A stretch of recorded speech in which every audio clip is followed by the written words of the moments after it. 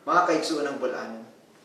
Niadtong Marso 3, atong gilagdaan ang Executive Order number 17. Diin mas gipasayon nato ang pag-uli sa atong mga kaigsuon ng Bulanon nga gustong muli apil na usab ang mga apor, mga OFW ug bisita sama sa mga turista ug mga investors.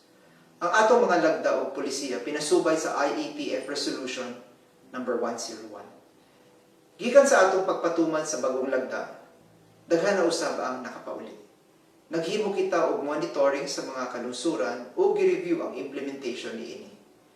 Niabot sa atong atensyon ang concern nga gipadangat sa atong Health and Medical Task Group sa BIATF. Matud pa nila, mas maayo nga usara ang testing protocol nga ipatuman sa mga muuliay o muanhi sa atong lalawigan. Ilabi na nga sa karong panahon nisaka ang mga natakdan sa mga returning residents, apors o returning overseas Filipinos. Ang ilang suhestyon, kinahanglan nga ang tanan nga moabot sa Bohol adunay negative PCR test sa ilahang point of origin o sa lugar kung diin sila gikan, sulod sa 72 oras sa dili pa sila muuli sa Bohol. Mas ubos usab ang risgo nga matakdan sila sa sakit sa ilang pagpamauli tungod kay ang ilang kasakay sa eroplano o sa barko negatibo naman pod sa COVID-19.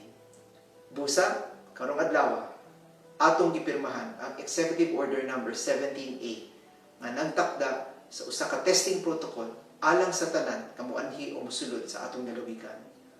Ubos niining EO number 17A ang dawaton lang nga makasulod sa atong lalawigan kadto lang adunay 72-hour negative PCR test. Ato nang wagtangon ang opsyon sa pagpahigayon sa test upon arrival o inikabot dinhi sa Bohol. Akong awhag sa tanan, ipadayon nato ang pagtinabangay o panahiusa. Magsinabtanay ta. Ang tumong ug tuyo sa atong mga lagda mao ang pagpanalipod sa atong katawhan. Pusa, ang labing importante natong buhaton karon mao ang pagsunod sa atong minimum health standards. Pinaagi sa pagsulob sa face mask, pag-observe sa physical distancing ug perming panghunaw sa kamot. Ang agresibong prevensyon gihapon ang pinaka-epektibong pamaagi nga makalikay kita sa COVID-19 with or without vaccines.